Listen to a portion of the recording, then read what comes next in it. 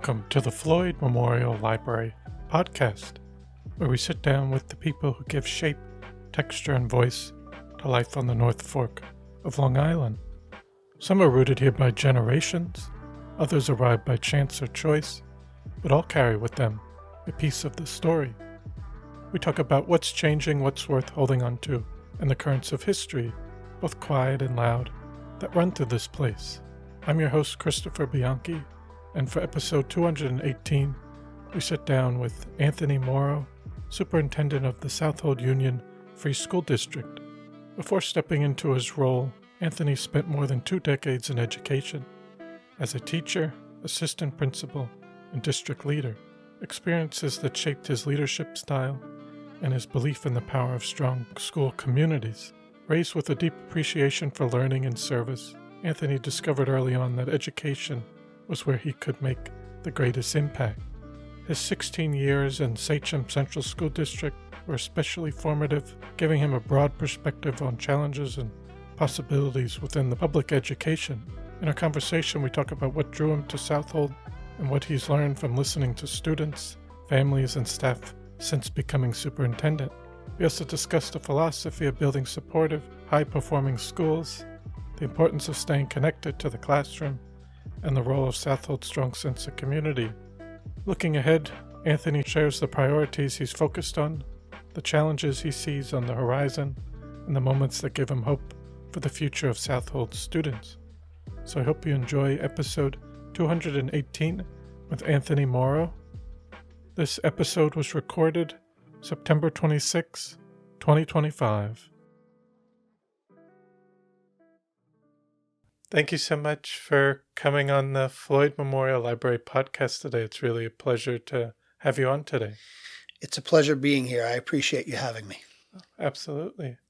And in the beginning, I'd like to just start off, if you can give us a little background about yourself, about where you grew up and what your early life was like.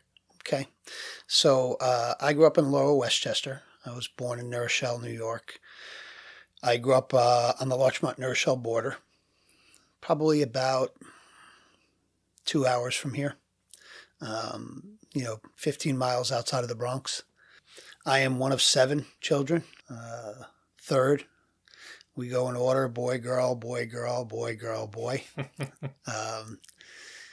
My dad was a truck driver and a manager for Joyce Beverages, New York 7 Up. Thank you for listening to the Floyd Memorial my mother was a Library homemaker. podcast, and we'll see you next time. So I lived a very happy childhood. We didn't have a tremendous amount, but we had everything we needed. We had a lot of love in our family, a lot of time together. It was a different world back then, so like vacations were taken at hotels, and with 7 kids, you can't go to a hotel for a vacation because you can't fit 7 kids in a room or 2 rooms, and you would need multiple adults. And renting houses was kind of out of the picture for us. So we belonged to a beach and tennis club. We spent every day there in the summer. That was kind of our vacation fund, and it was an enjoyable, fun childhood. You learned a lot of stuff that you didn't realize you were learning. Being one of 7, you had to contribute. So you might be helping cook tonight. We had very basic, simple rules. Whoever cooks picks the menu, and everybody else keeps their mouth shut about what we eat. You had to learn how to do laundry when you were young. And then you had to ask your siblings, do you need anything done? Because when they were doing it next time, you might need something done. So you learned, you learned to get along.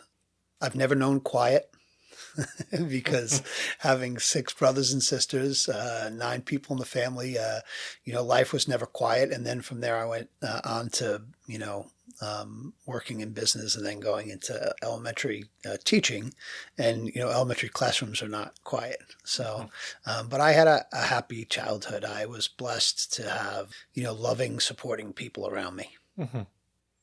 And I was just curious, with your did you get to meet your grandparents, and do they go back in that area? So my mother's parents were alive when I was young, and till high school, early college age, and we spent time with them. They only lived probably 10 blocks from us. It was interesting when I was young. My father's parents were deceased before my parents were even married. And, growing up when you're a little kid, my father was very close and very affectionate with my mother's parents. He called them mom and pop. He treated them like his own parents, and they treated him like one of their children. So I thought that my grandparents were both of my parents' parents because I didn't know any better. And just the way they interacted, it was always loving and caring. So it wasn't until I got older that, I realized that my dad's parents, had been deceased and they were my mom's parents. But so I was fortunate, that they were around, and I was also fortunate that, that the relationship was so close with them, not just with my mother, with my father. Yes. And you mentioned some things about growing up there. What activities would you do as a child? So, we did, sports galore.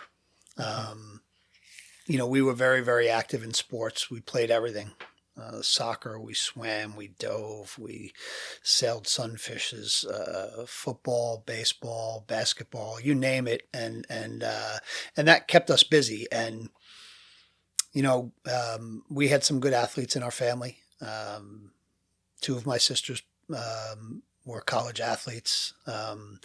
I was a college athlete in two sports. I originally went to college on a football scholarship, and I ended up transferring and playing football and rugby for the last 3 years that I was in college. And, I did well. I was the captain of my football team. And so people kind of wanted, youth league, they wanted us on their teams. But the deal was if you're taking one of the Mauro kids, you either have to drive them home or make sure they have a ride home, because my mother couldn't pick up 5 kids in 5 different places. And we were all, the first 4 or 5 kids were all like a year to 18 months apart. So we were very close in age. We were all playing sports at the same time in multiple different places, whether it was ice hockey or, soccer or baseball or, it wasn't uncommon to play 2 or 3 sports even in a season. So, we were very active with that. And we also were, my mother was, she was an incredibly independent woman, which you would expect raising 7 kids in a generation where dad left at 6:30 for work and came home at 5 o'clock for dinner. And so she taught us to work on our bikes, ride bikes, make bow and arrows. We used to pick furniture, from the side of the road, bring it home, sand it down, paint it, and you got a new desk in your room. Wow. And, my young life was filled with, my parents were very active in the church. My mother used to run the White Elephant sales there. And, we were always busy and always doing something. And, it was, like I said, it was a very happy, nice way to grow up. Mm-hmm. And you mentioned playing sports, but in school, how was that experience through high school? So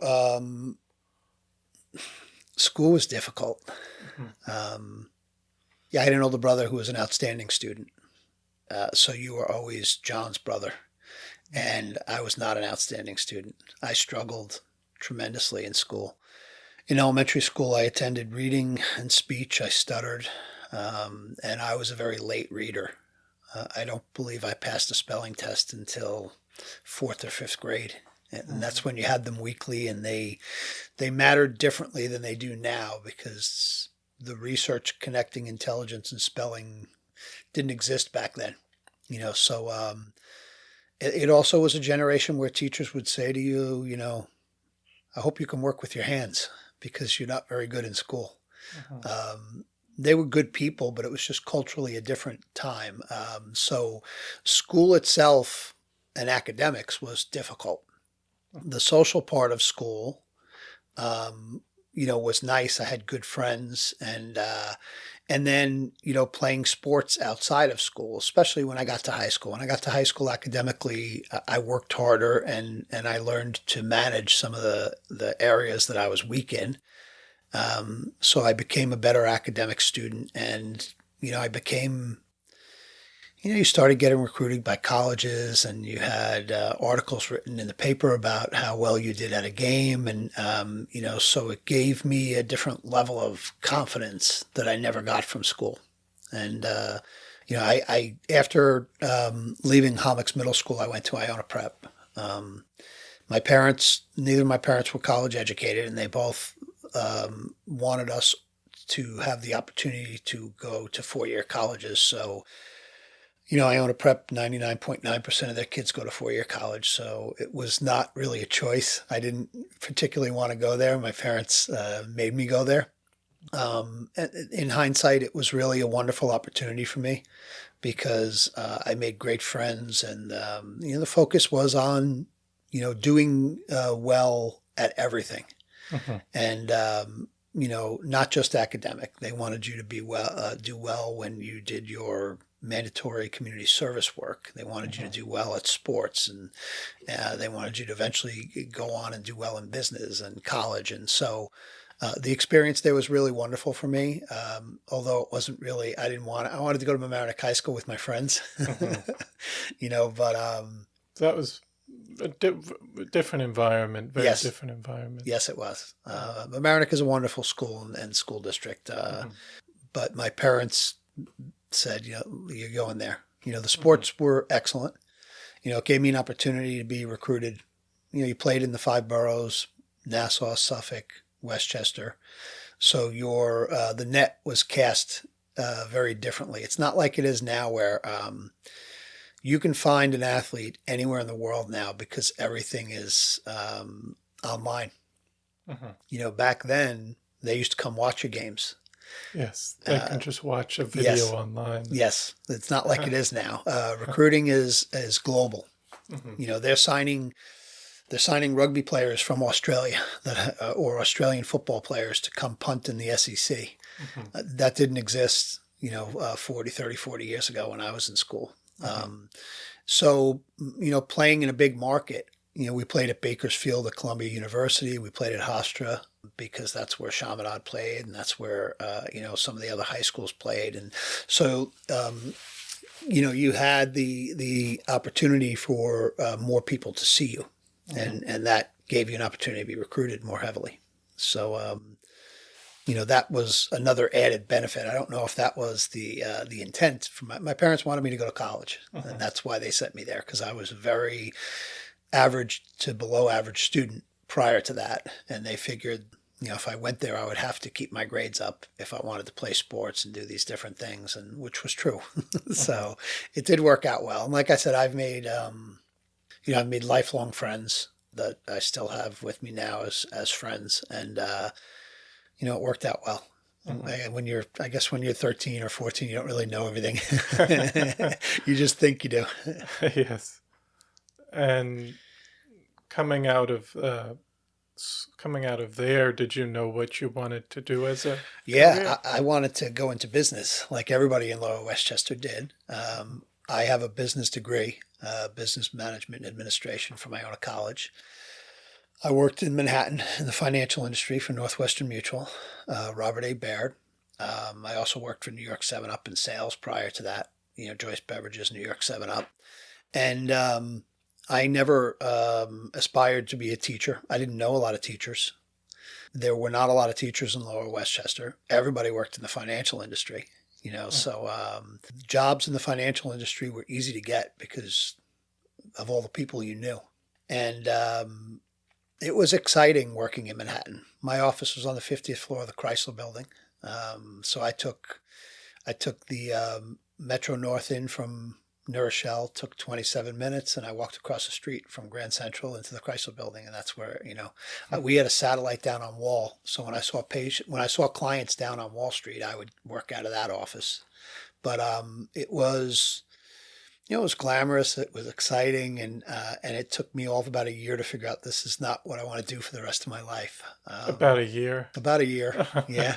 Was that in was this in the 2000s or the 90s? This was 90s, early 90s, yeah. It's very interesting because at Iona Prep, you're required to do, back then, I think it was 175 hours of community service to graduate. Mm-hmm.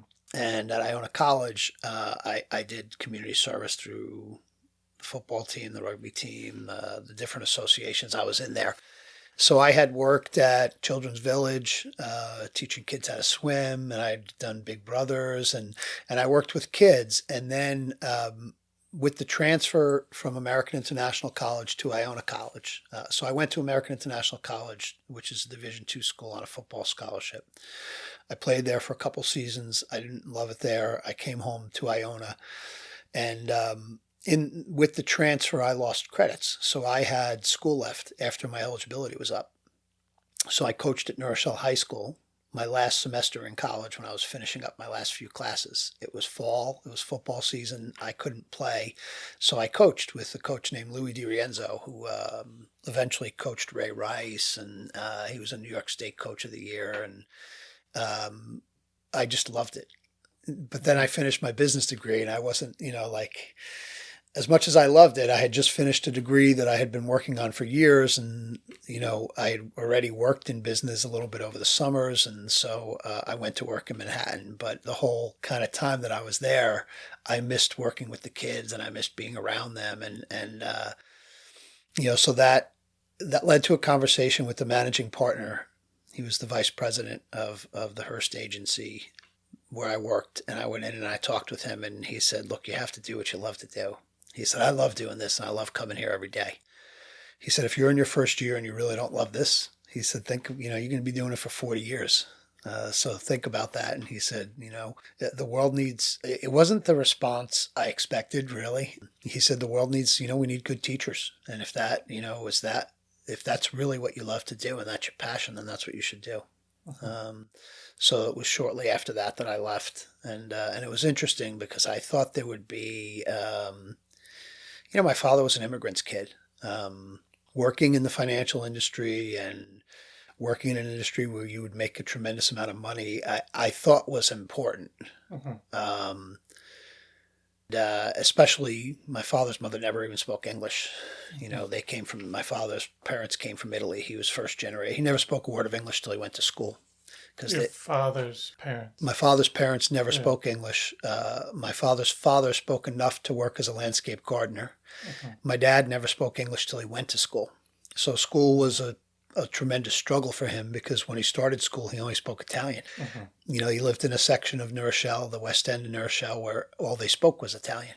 The whole area was all Italian speaking. Mm-hmm. So getting a college degree, my generation was first generation college. Mm-hmm. And, those were very important things to him. So, and then, being successful in business and stuff, I believed was something that would be really important to him.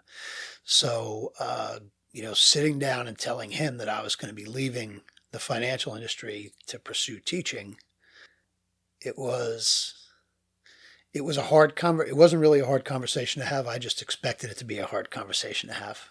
Mm-hmm. He was incredibly supportive, as was my mom, and very happy for me because I found something that I really wanted to do. Mm-hmm. So then I had to go back to college and get a master's in education because I had never taught. In New York State, if you teach a full year in a private school setting, it waives your student teaching. Okay. So I had one friend whose mom was a principal and an assistant superintendent, and so she was very knowledgeable in this area, and she was a very close friend. John and I were very close friends. I actually just saw her recently, and I went and spoke with her, and she said, Tony, take a job in a private school. It's going to take you a year or two. You're not going to make any money. You're going to take a huge pay cut, so you're going to have to figure that out, leaving business and going to work. I worked 2 blocks from Yankee Stadium in a Catholic school, and I started for $20,000 a year. And I had been making more than that with multiple tending bar and delivering pizza and multiple college jobs, I made more than I made as a full-time teacher when I first started. And when I left business, it was a big pay cut, you know. Wow. So, Yeah. so she said, you know, you're not going to make money, but all your student teaching will be waived. You can go on the master's level, get this many credits, and that's what I did. So in the next 2 years, I taught at a parochial school, and I completed my master's and passed all my teaching exams, and that's how I got certified. But it was, you know, there were a lot of days where I like had thoughts about whether I was coming back the next day. You're like, did I regret doing I never regretted it at all, Yeah. but it was hard. Yeah. And, you know, I had 35 kids in my class. We were in the South Bronx. I was the minority. I was the only one that was not a minority in my classroom. I had wonderful kids and wonderful parents, and you know, and I loved working there, but it was different than what I was used to. I was a kid from the suburbs, and now you're putting me in Highbridge in the South Bronx, and so it was just I couldn't pronounce the names. You know, I had these wonderful kids, and I used to have to say to them like, you know, honey, can you tell me how to say your name? You know, fifth graders. And, you know, like culturally, it was a little bit of shock. And then also just, it was a tremendous amount of work, because the first day that I taught elementary school was the first day that I had stepped foot in an elementary school since I had graduated elementary school. I never student taught. I didn't know what backing paper was, border. I didn't know anything. So routinely I would have to do things multiple times because I would do them wrong the first time. There wasn't really a tremendous amount of support. It was an incredible learning experience.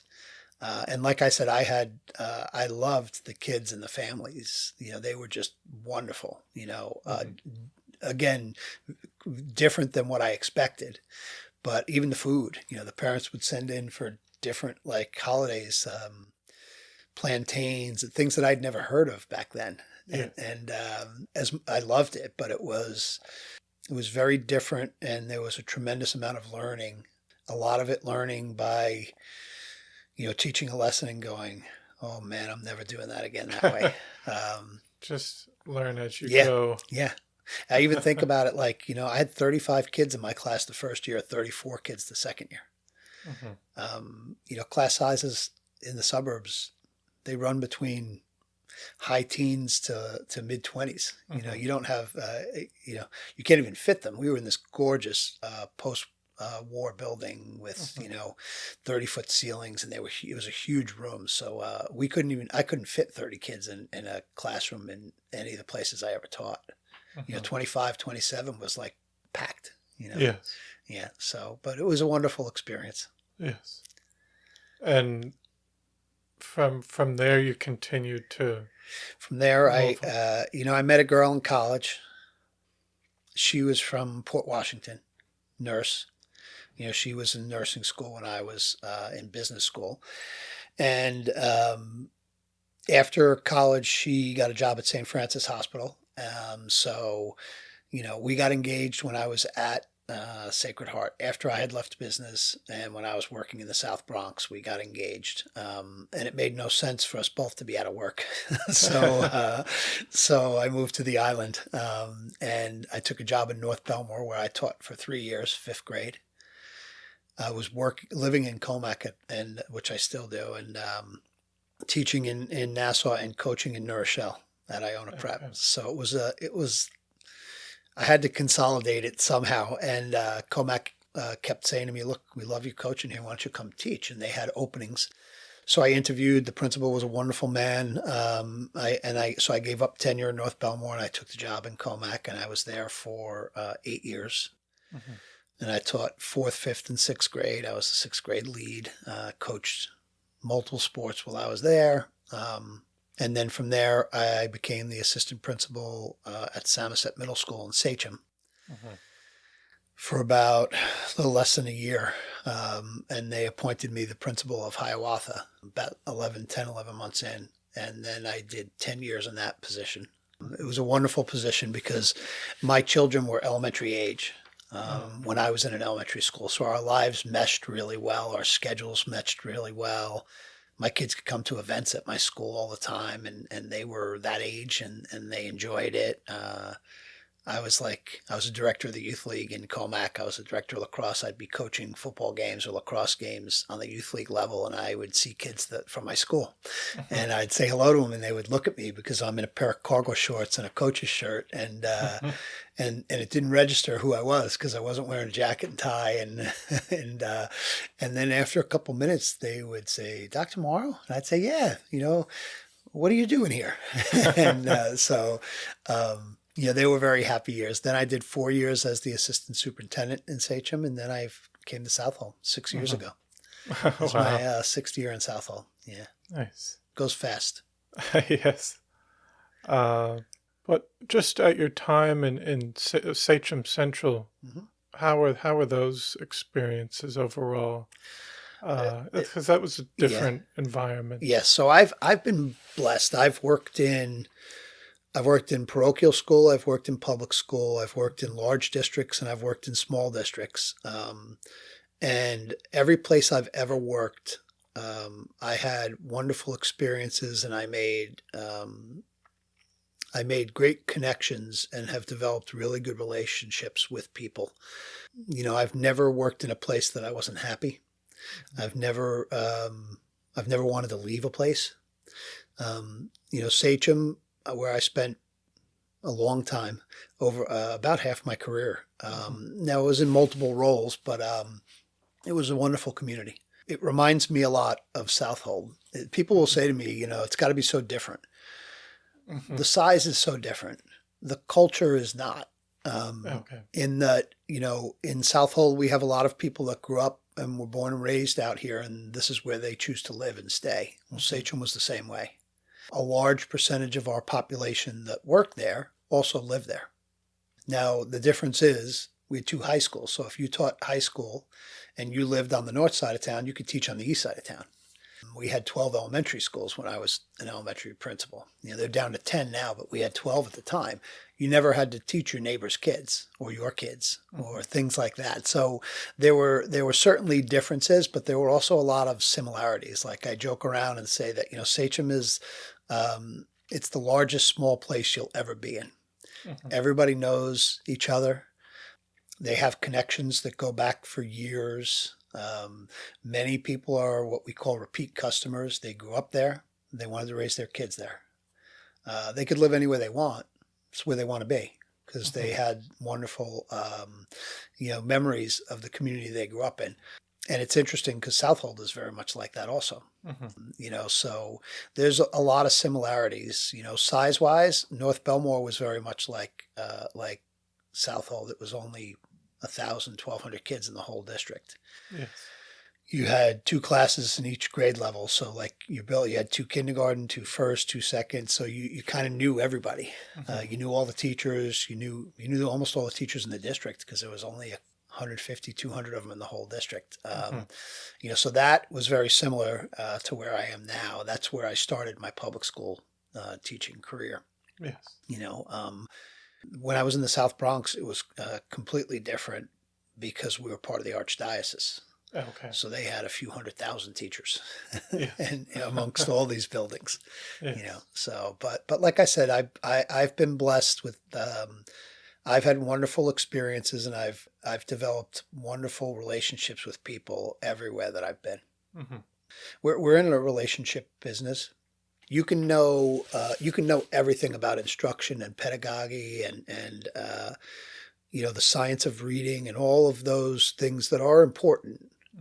If you can't develop relationships with your kids or with the adults that you work with, you're going to be wholly unsuccessful in this profession, just like you'd be wholly unsuccessful in any other profession. Yeah. If you are a surgeon that can do surgeries that almost nobody else can do, then it doesn't matter if you develop a relationship with people, you'll be successful. When it comes to pretty much everything else, who you want to invest your money with, who you want to buy your insurance from, who you want to buy your house from, and who you want to trust to educate your kids, all relationship businesses We are in a relationship business, and the more open you are and the better you develop relationships, the more effective you're going to be. For me, I like having relationships with people, and I like people. So that makes it even easier. Yes. But I've been very, very lucky throughout all those different areas. I've developed good relationships with people, and that has made every place I've ever been enjoyable to be. Mm-hmm. And could you talk about how the opportunity came about to come out to Southold as superintendent? So I was the assistant superintendent in Sachem. Our superintendent left. He announced that he was leaving and going to another district. Probably 2 months before that, a friend of mine called me and said, Southold's going to be posting their superintendent spot. And I was very select in the positions that I applied for. When I was a new young teacher coming out of the South Bronx, I would have taken a job anywhere. Yes. Because I didn't have a job on the island. and, No. and any place that offered me a job, I would have taken it.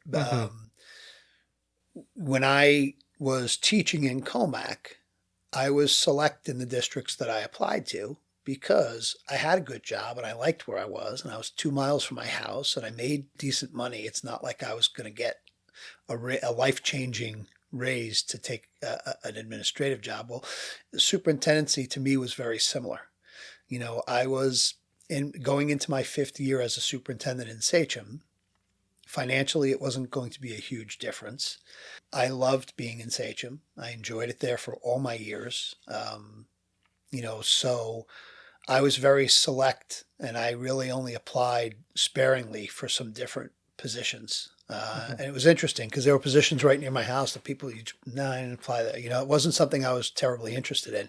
Southold, everything I had learned about it and everything that people, I had a friend that worked out this way. One of the guys I got my doctorate with grew up in Mattituck, and that close community connection and that ability to really be part of the community was something that made Southold extremely appealing to me. So when I had a friend that reached out and said, they've opened the position, they're looking for somebody who's a systems thinker, somebody that that can focus on those types of things. And the community is a great community. He had worked out here for a number of years. And so that, then I looked into it a lot. I didn't know anybody that worked in Southold. It turns out I did. I had a teacher who I was her kid's principal who taught out here, who was wonderful. But I didn't know at the time she was here. So after speaking to numerous friends and looking into it a lot, I decided that it would be a place. I was getting towards the end of my career. I'm not one to jump much. Every position that I've left and switched to a new place, it was for a different or better opportunity. I was going from teaching to being an administrator, from an assistant principal to a principal, from 45 minutes from my house to 2 miles. So when I looked at it, I thought, is this a place where I can spend the rest of my career? Because I'm 34 years into education, so I'm not young in my career. And Southold kind of checked off all those boxes. And then, quite honestly, when I went through the interview process with the board, it's kind of like a two-way process. They're interviewing you to see if you are the right fit and you're somebody that they want for the job. But for me, I also feel like I was interviewing them to see if they were they're supposed to be a reflection of the community, elected by the community.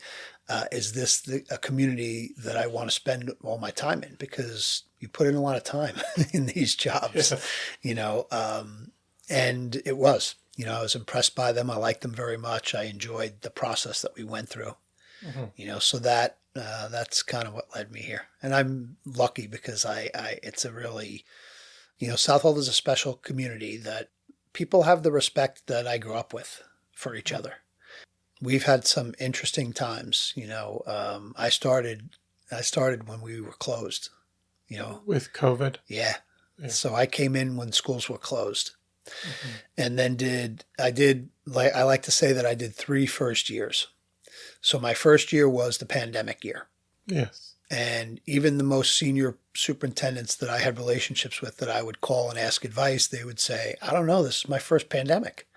Then the second year was that half and half year, and where we could do some things, but we couldn't do a lot of other things. And then the third year was your first kind of typical year.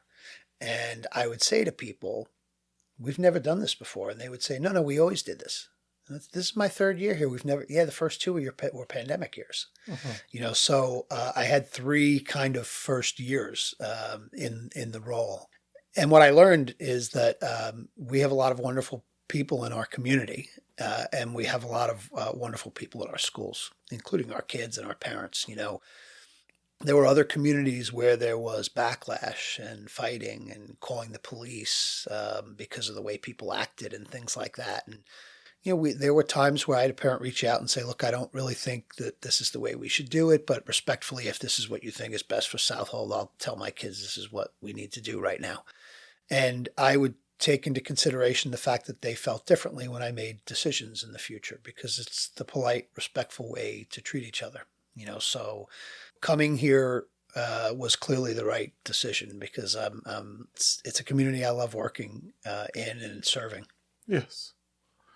And you mentioned some of the coming from Sachem and the differences, but more similarities within the school. But could you talk about just the environment and how that was different coming out here, more rural? Yeah. So, Sachem was clearly a lot more diverse because it was just so much bigger. We had to manage a dozen different languages when we did certain things. When you wanted to meet with a parent, I remember having to meet with a parent for something when I was in district office, and I had to have a Mandarin Chinese interpreter come because the parent couldn't speak any English and I couldn't speak any Mandarin. So, so there was a lot of those types of differences. There was something always going on. Like I joke around with people, concert season is tiring because you're here for a handful of nights. Well, concert season for us was almost 30 concerts over a 3-week span. Now, so we had to split up. We couldn't even go to them all. So the scale was vastly different. You had that that filtered into everything. The scale of what type of people, like it was just, you had different everything. The respect for education was very similar in both communities. But I really didn't find the transition difficult. There are cultural pieces that were in place in Southold and the way things that were done that have been done that way forever that were different. And I would say that I had, there were some things that we had to do a little bit differently because we weren't maybe up to speed on them. And then there were ways that I had to adjust my perspective and look at the way we did things, because it was a combination of the two. Coming in and wanting everything to be done my way wouldn't have been effective in Southold. Coming in and doing everything the way that it used to be done wouldn't have been effective in Southold. So it was very interesting. Like I had to assimilate into the culture. And I'm in the high school, so it's Friday, and I'm wearing spirit gear because that's what you do on Friday in the high school. I never didn't wear a tie and jacket to work in Southold, in Sachem, because I wasn't in a building. I was in district office. We had our own building. Just we had 49 administrators in one building. So it was a different. Culturally, like in that regard, it was different, and some of it required me to shift to fit into Southold better, and some required looking at the way we did things and saying, okay, we need to change the way we do that, and it was a combination of the two. Yes. And I have really good people in Southold, so whether it's kids, teachers, parents, or administrators, or board members, I have really good people. So they helped me make some of those shifts, and then I was also open to making them, and I enjoyed making them, because you only know what you know. And there's a lot of ways to do things right. It's not a right or wrong. And there were times, where I would look at it and say, oh, I like how we do that. It wasn't how I did it in the past, but I like how we do it. It's a much nicer way of doing it, you know. So you kind of have to be open to that also. Definitely. Yeah. And I think you touched on it a bit, but with creating a supportive and high-performing educational environment, are there any other approaches or particular initiatives? So I would say, you know, for me, the biggest thing is communicating and listening. I have a student advisory council that I meet with 3 or 4 times a year, and it's made up of, I think, 3rd grade all the way up to 12th grade. I can't remember if we start in 3rd or 4th, but we meet and we have different topics: cell phones, bullying, curriculum, expectations in class, grading, report cards, you name it. And I get perspective from the kids on that, because the truth is they're truly our clients. I mean, I know as a parent, I pay the taxes, so I'm probably the client by name, but my kids are the ones that are in school. So I meet with students and they will have conversations with each other, and then they'll share out with me. And it allows me to see a different perspective on what we're doing and how we're doing it. We have great teachers, hearing their perspective about how we do things. And we did surveys for the first 3 or 4 years that I was here. And it was interesting to me because there were certain things like the connection. We did what was called the triangle survey. So one went to parents, one went to kids, one went to employees, all employees. And the one thing that was universal, there was numerous things, but one of the things that jumped out at you because it was universal on them all is that the connections we have in Southold are the strength of our community. That's what parents said, that's what kids said, and that's what teachers and employees said. So getting that feedback and being willing to take it from everybody is important. We added an SEL component to our curriculum where we work on different attributes that make you a successful person, like resilience and self-advocacy and things like that. And, we used a company called Rethink, and they had a whole slate of the resources and stuff. But then we put it out to our faculty and staff and said, okay, in year 1, we're going to do 1 a month for 8 months. Which are the 8 most important? And they picked them. Then in year 2, can we do 2 a month? And, their response was, yes, we can definitely do 2 a month. It's good to have this because it's a common language that we hear K-12 with our kids. It's a common resources that we can use with them. So then in our second year, we did 2 a month. We sent home a letter to the parents explaining which ones we're doing. Any parent who reached out for any resource so they can, if you're doing resiliency and self-advocacy in school this month, then I can talk about that with my kids at home too. And I send a letter home and ask them to look at and discuss these things with their kids also. And we brought in some more of that universal language. It's the same as what we're doing instructionally. We utilize what's called the Foundational 5, and it's nothing new. And our teachers did these different things all the time. It has to do with having and unpacking learning targets so the kids truly understand what they're going to learn, student engagement, questioning, all of these different pieces that we all know make up good instruction. The difference is that it's a universal language, and we collect data on it and see how well it goes, and we report that out at board meetings every summer. And so it creates our kids know what a learning target is, and they know that they should understand it or ask questions about it so that they know what they're going to be learning that day. And they know it in 1st grade, and they also know it in 12th grade because it's the same. We call it the same thing. So Southold is a good school district, and it's always been a good school district. And there are areas where we're great, both academically and extracurricularly. You look at our robotics program, and if you look at the history of our robotics program, you can say it's a great program. For the size of the area, coming in I think we came in 2nd at the Worlds 2 years ago, which is the highest ranked team in the northeastern part of the United States ever, including the ones that are matched with RPI and all these different, technical colleges that have resources that we don't necessarily have. Mm-hmm. So we certainly, there is greatness in Southold. We're a good school district. Jim Collins says, good is sometimes the enemy of great. And, Mm-hmm. and that is part of my focus. Like, we had good instruction. We really did. And our teachers did a lot of these things, but making it more organized and allowing our kids to understand the language better and know it universally K to 12, and creating those different expectations and making it more uniform, will hopefully move us, from that good to that great. Yeah. So when it comes to, the focuses, there's been so many of them, but those are the two primary, really. I mean, Mm-hmm. my first focus was, how do I get every kid back in school every day? Mm. That was the focus for the first year, because we were in the middle Yes. of a pandemic, and we were measuring and putting lines and getting shields and you name it, because we Yes. wanted we had every kid back in January, February. Wow. And we had every kid K to 6 in the whole year. They Mm-hmm. were only, we were able to utilize enough rooms and had enough adults, and our teachers were skilled enough that we were able to have K6 in from the very beginning. Mm-hmm. And our aides and TAs, and it was really a group effort.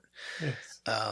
So there's been a lot of focuses, but I would say the two largest would be those two areas. Mm-hmm. And it's really just creating consistency with things that have been going on forever, but called all sorts of different names. And now our kids, they go from grade to grade and class to class, and we gauge student engagement in everyone the same way, because that's what we trained on, and that's what we are gathering data on, and that's what we're having conversations at meetings about. And we unpack a learning target similarly in every class, and our kids understand, that's not just something that's posted in the corner of the board. Mm-hmm. I mean, when I go in and collect data and observe, I'll say, "What are you learning today?" And they'll tell me, because Yes. because that's part of the process that we're engaging in. Mm-hmm. So Yeah. And you talked about Southold as a community. yes. There's a strong sense of community here. How do you see the school interacting with and supporting the wider community? So to me, well, it's a two-way street. The wider community supports the school, Mm-hmm. and then the school supports the wider community. We have community members that come to sporting events and plays and drama productions and concerts. And I learned this at the first budget vote. Mm-hmm. I was down there, and we had a lot of people coming in who didn't have kids. Now, in other parts of the island, that's not a great sign, Yes. for your budget vote. And here, in the 5 budget votes that I've been the superintendent for, we've ranged from 78% to 85% yes votes, which means the community is just universally supportive. Mm-hmm. You're hoping to get 55 to 60% in many places. So I had opportunity to talk with some of our community members, and it was incredibly interesting to me, because they would say, I'm incredibly supportive of our schools. I might come to a musical, or I may not even be able to come around for a couple of years, but my 3 children came here, and one is a doctor in Chicago, and one is this, and there was this great sense of pride, because the school district is theirs. We have an ambassadors club at the high school that gives tours at different times to people around the building, and they want to come back and see the school that they were in 15 or 20 years ago. I've given people tours many times, and they'll say, that was where my kindergarten classroom was.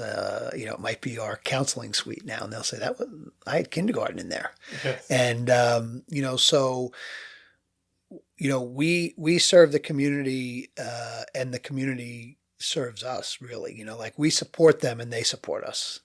So we support them with different events that we do. Our ROTC program is involved in a tremendous amount of community work, parades and volunteer work, and beach cleanups, and our environmental club calls certain farms, and so there's all of those types of things. But there's a tremendous sense of pride in the schools. There's also a tremendous sense of pride for the community by the schools. And you don't have that two-way street in other places anymore. Schools are very much separated from the community. They're not part of it anymore. And in Southold, they're still the center of the community like they were when I was growing up. And it's really a beautiful thing to see, because it's not through anything that we universally do or through anything that it's what we both do. The community does, it's what we both do. We're incredibly supportive of each other. When there's community groups and there's something going on and they need parking and it's a Saturday for us, they park in our lots, and it goes both ways. When the police wants to they did a drill, an active shooter drill in our school this summer. And it was Suffolk PD and Southold and all the North Fork and South Fork police departments and Suffolk. And, when they ask, we make it happen, because when we ask for them to be there for things, they make it happen. Yes. So I would say it's a universally supportive environment that this doesn't. I had wonderful police officers that I worked with in my other districts, but they were all over. They were in 7 or 8 or 9 districts, and so it's a very supportive. It's universally supportive between the community and the school out here. Yes, definitely. And you mentioned being here 6 years and talking with students and parents over that time. Mm-hmm. Just looking ahead, what are the biggest challenges or priorities you're focused on for the district? So. I would say probably every superintendent's answer is that the financial situation of the state and the country is always a concern. It's a concern in every year. Mm-hmm. Post-election years, it tends to be a bigger concern. Yes. So we're going into an election year now. I don't foresee huge cuts in any areas this year. Yeah. But we gave away millions of dollars from pandemic money and all sorts of other things. And, cyclically, I've been in education 34 years, and you have this cycle of it goes, money's great, and then we struggle with finances, and then it's great, and then we struggle with finances. And so that concern is always there, because, we're allowed to raise revenues 2 ways, state aid and taxes, and that's it. So I would say that is the primary concern. I also have concerns about just the cultural changes. Long Island, the North Fork, probably even slightly more, but all of Long Island has just become so incredibly expensive. Yes. That, I have a 23 and a 25-year-old who are just starting their careers, and I wonder if they'll ever really be able to live here. There's very little affordable housing. There are even less affordable houses, so, renting might be an option, but, that is it's a hard thing to do. So, those cultural changes where the only people that can afford houses are millionaires coming from different areas. And the truth is their families are usually raised or halfway raised or retired. Yeah. So that is a concern of mine. And I know it's a concern of everybody in New York State and everybody on Long Island. It's difficult to live here for the younger generation, and we need those 20-somethings and 30-somethings staying here, because they're going to have to take care of us in only a handful of years, So, yes. So that the reason our culture is the way that it is because we have so many repeat citizens. There are so many people that they went to Southold, they decided to reside in Southold and raise their families there, and they still live there. There are others that came from different places and ended up there, but quite honestly, the way things are stayed the way things are because so many people stayed here. And if our kids can't afford to live here, then it's going to change. So that is a concern also. Because it's probably been talked about before, just student population size and across the North Fork. Yeah. Yep. Our student population, since I've been there, is down about I think it was in the low to mid sevens when I came, and we're now about 100 less than that. So we're about 650. We seem to be holding fairly steady there. Our biggest drop-offs are now in high school. You know, they're now in like 8th, 9th grade. You know, they were in early, middle elementary when I first got there. Other districts, you know, their drop came later or earlier. You know, it doesn't all come at the same time demographically. All of Long Island is shrinking. Yes. And I think that has to do with a lot of things. Like everybody thinks it's because everyone's leaving. I think there are people that are leaving. Mm-hmm. I also believe that I'm one of 7. How many 30-somethings do you know that have 7 kids? Not many. I don't know any. I don't know any. And my parents, by the age of 40, you know, had 7 kids, you know. So, and the truth is, like, one of my best friends was one of 13. Another was 12. There was an 11 in there. There were a couple of 8s. There were a bunch of 6s and 5s. I only knew one kid that was an only child growing up. That was uncommon. So I think that families look different than they used to. Yeah, it's culturally different. Yes. And priorities might have changed. Yes. And also, you know, I don't think it's always just priority. I think it's necessity. Yes. You know, when I was a kid, one-income families were extremely common. So then one person was home all the time. You could manage 7 kids or 5 kids or 4 kids. Now, to live on Long Island, 2-income families are almost a necessity, which means it's significantly more difficult to have somebody stay at home all the time and give up an entire income because it's hard to live here when you don't have both of them. So I think some of it is cultural and some of it is an absolute necessity. You know, kids get married later than they used to. You know, it used to be the average age of marriage was in the 20s. Now it's in the 30s. You know, so there's a lot of reasons for it, but the economic reason is something that you can't. It's not a choice. It's hard to raise 5 kids or 7 kids and and 2 people work a full-time job. It's actually almost impossible. And in this day and age, you would spend as much on childcare as you would as you'd be getting paid. You know, so so I think it's more than one, but you know, that I think has a lot to do with our shift in our student population. You know, there's talk about consolidating districts. It's, you know, that when I worked in North Belmore, North Belmore was a K-6 district, and there were 4 K-6 districts that fed 1 junior senior high school. So the Belmore Merrick Central High School District had 3 high schools and 2 middle schools, and our 4 elementary districts fed them. This was 35 years ago, and they told me that they've been talking about consolidating for about 20 years at the time. They haven't consolidated yet, so it's 55 years after they started talking about it, and they haven't yet consolidated. Yes. You know, there's a lot of factors that come into play when you talk about consolidating districts. You have to give up part of your cultural heritage. You know, you can't be both mascots and both colors and both, you know. Something has to go and then have to come to an agreement. Yes.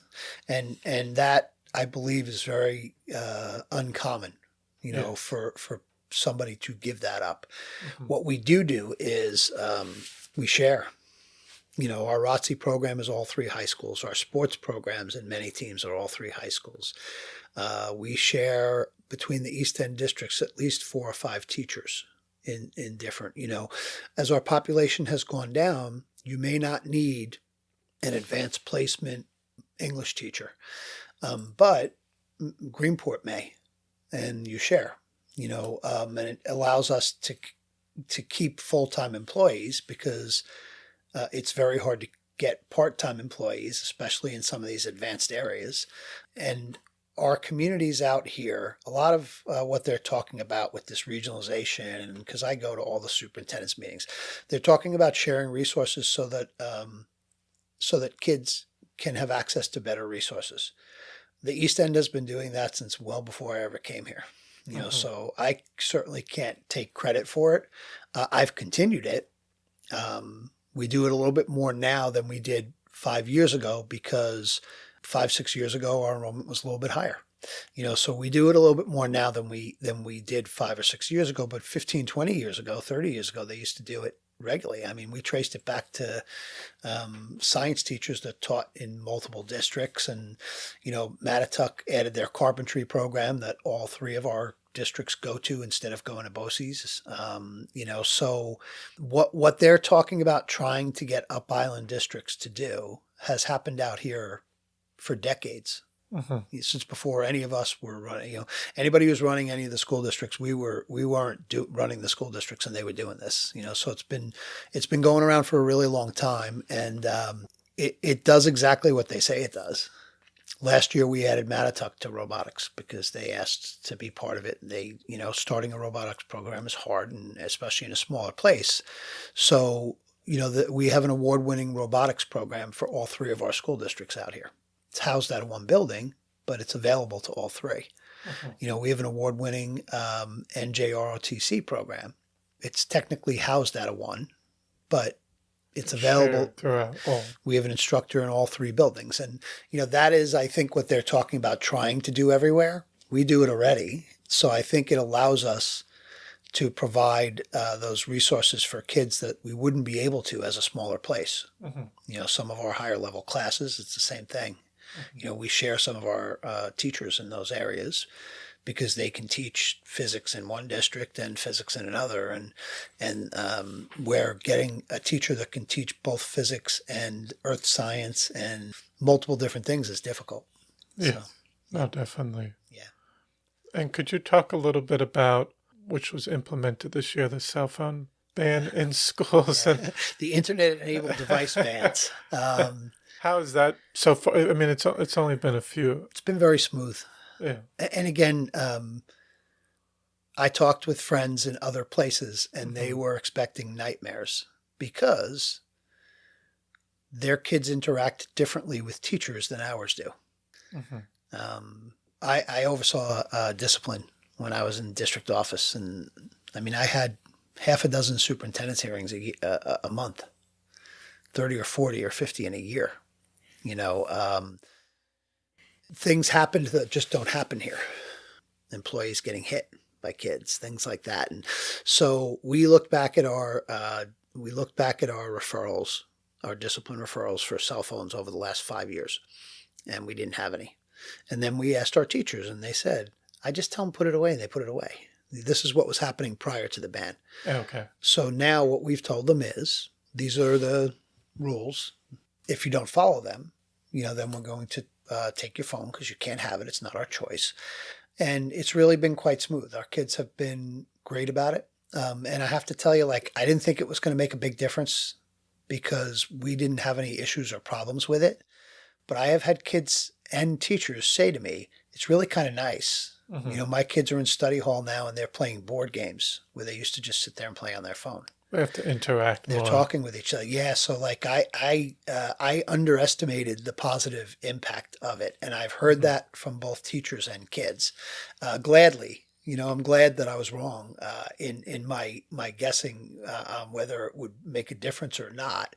But I've heard positive things from kids, and I've heard positive things from adults about it. So that's really nice. Have there been times where we've had to say to people you can't have that? It needs to be turned off in your locker, or turned off in your backpack, and then in your locker. Now, the truth is, we have them turn it off and put it in their lockers. If you turned yours off and shoved it in the bottom of your backpack before you came into school and never turned it on for the day, we wouldn't know, nor would we care. We're not checking kids' backpacks. We don't need to. As long as it's not being used and we don't see it and it's never out, doesn't matter to me really where it is. I don't need to, that doesn't need to be an issue. Yeah. And our kids are polite and respectful about it. And for the most part, we've not seen any of them. We've had a few times where we've had to say, look, you can't have it. And okay, thank you. And Mr. So-and-so or Mrs. So-and-so, and then they put it away. So it's been really smooth, and it's been really positive. And again, like I said, I didn't think there would be a difference, but my people are telling me, both kids and adults, that there is a positive difference. In our elementary, there's really no difference because we made them put them away. We've always made them put them away. Okay. They couldn't have them on them anyway. Yes. You know, they had to put them in their backpacks. If they needed them for before or after school or something like that, they had to be in their cubbies and in their backpacks and put away. They weren't, it wasn't like it was in the high school where they walked around with it and they had it out in between classes, and they weren't allowed to do any of that in the elementary anyway. So, you know, there really hasn't been much of a change there. But not surprisingly, I didn't expect a difficult time from our kids or our community like you may get in some places. And the truth is, I have to tell you, most superintendents around Suffolk County have told me that they haven't gotten. It hasn't been difficult. Okay. Yeah, it really hasn't been difficult. They have not had major issues because of it. I think some of that is that the governor banned it. It wasn't a district by district decision. Like, if I don't agree with this, it doesn't matter. I hold the license here, and, Yes. and I hold the license in New York State, and the people that oversee my license say this is the rule. Well, I have to follow it. You know, it's no different than the speed limit. I don't have to agree with the speed limit. I might think it's too slow, but I have to follow it or I get a ticket. You know, those are the options. Yes. You know, it's no different with this. Like, I hold a license that is at the purview of New York State, and they say these are the regs. I have to follow them. You know, it's not a choice. So it's been pretty good. Yeah. Yes. And I was wondering if there were any, kind of like a final question, are there any stories or moments or lessons from your time here that gives you hope for the future of Southold's schools and the students you serve? Yeah. So Southold is a unique place. And I had people tell me that prior to coming here, and I didn't believe it. I mean, there's so many different like little Moments. things and moments that I could mention, but I think I'm just going to mention them universally. The interactions with kids is different in Southold than it is anywhere else. I'm on the superintendent's executive board for Suffolk County. I'm the East End cluster chair. And so I have some of these different people will come out to Southold at times, and we'll walk through the building, and I'll say to them, you know, like, just watch, and they'll see kids in uniform. Now, you wear uniforms in a lot of school districts on Long Island, you get made fun of. Not so here. Kids will say hello to them who don't know them. They'll look at them. They'll shake their hands. Different things that I used to have to teach my kids how to shake hands when they were practicing graduation rehearsal. Here, you know, and it's no different when you walk down Main Street. You know, I walked around Southold, up and down North Road when I first was considering getting a job, and people would say, "Hello, how are you?" Someone right in front of the library when I went walking by them said, "Good morning, how are you?" That doesn't happen all over the place. Doesn't happen in Manhattan. No. Doesn't happen, quite honestly, doesn't happen on most of Long Island. And our kids are the same way. So the fact that our kids, they're still kids. They do kid things. Yes. Usually good, sometimes not, because that's what kids do. You know, I did stupid things as a kid. That's what we do. You know, that's why they need any of us. Otherwise, they wouldn't need any of us, you know. But they're polite and they're respectful, and they, you know, they can interact with you differently. I can stop and have a conversation with a middle school student or a high school student or an elementary student in the buildings, because I get out and walk around the buildings all the time, because they're by far the best part of our job. If you took the kids out of the equation, like if I was in a district office that was separate like it was in many places, I don't know if I would even still be working. You know, the fact that I can just walk out of my office and see kids and interact with them, by far the nicest part of my job. And teachers too, you know, being able to talk with them and have those conversations. So when I have those conversations with them and I listen to what they say and I watch how they interact and what they're looking to do and where they're looking to go and how they interact with their peers, I know that there'll be a bright future for Southold. You know, it's that to me is all inspiring.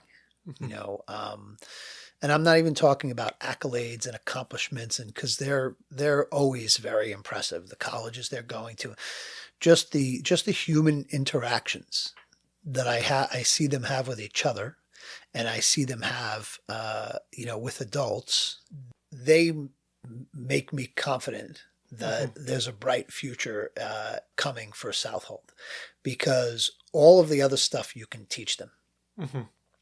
Those types of things, they're ingrained. They learned it at home first, and then when they came into school, it was reinforced by our people there too. But the way that you treat a person is typically something you learn by watching the way your parents treat people, and then watching the way people treat each other. So clearly they've learned those good lessons, and that's going to make them successful in life, no matter where they go, where they end up, or what they do. Yes, no, definitely. And I think just lastly, I'd like to ask at the end if there were any last minute things you'd like to say or discuss that we haven't touched on, but I think we covered a wide range. Yeah, I think we did too. I'm blessed that I have been in education for so long now that I can't believe how quick it has gone.